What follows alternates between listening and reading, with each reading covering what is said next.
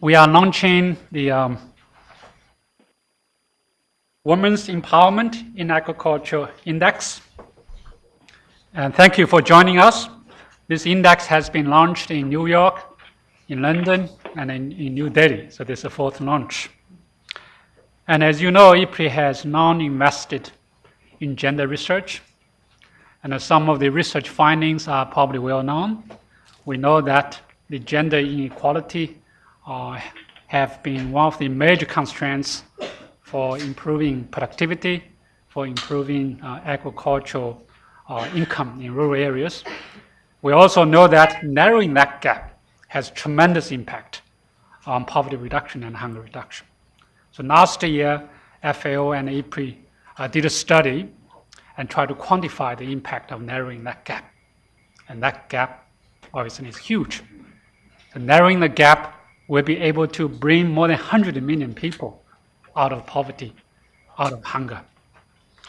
And we also know that if you implement projects, agriculture projects, rural development projects, integration of gender into project implementation will bring much greater effectiveness of the projects in terms of the impact and outcome.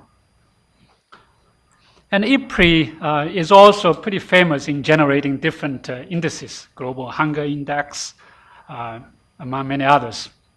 But this index, the Women's Empowerment in Agriculture Index, is very innovative.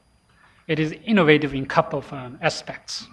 So number one, it's not the aggregation of the secondary level data. The Global Hunger Index is aggregation of undernourishment, child mortality, and child underweight. So these are the secondary level data. But the Women's Empowerment in Agriculture Index is not from the secondary level data. It's from actual household survey. This is one innovation. The second innovation is all these questions are answered through the enumeration by enumerators from the same sex.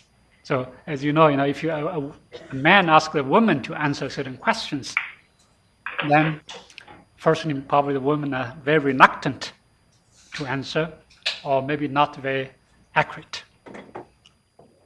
So these two innovations, as I can see, can bring the different, not only in terms of its implications, but also methodological innovations.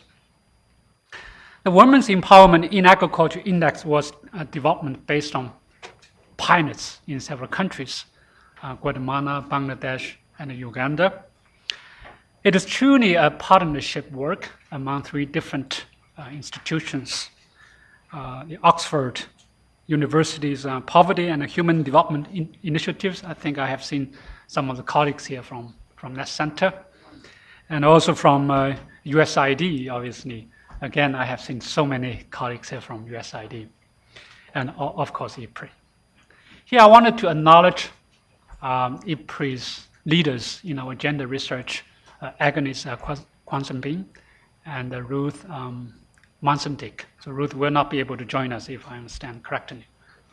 So they are truly leaders at IFPRI in really pushing the gender into our research agenda.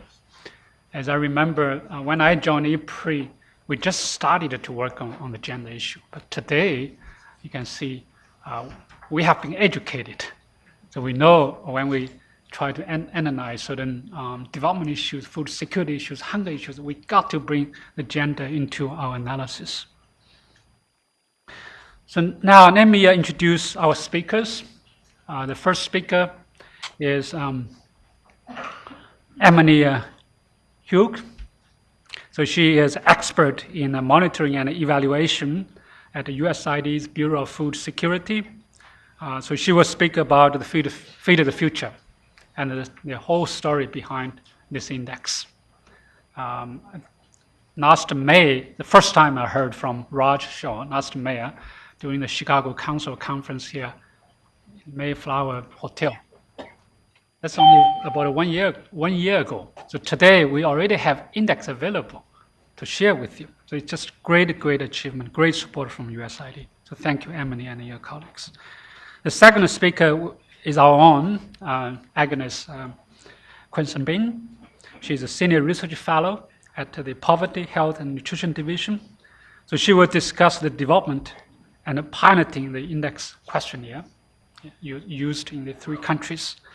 Our third and final speaker will be Sabina Elkira.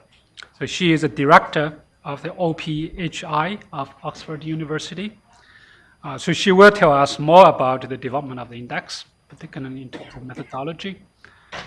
She will speak to us through internet.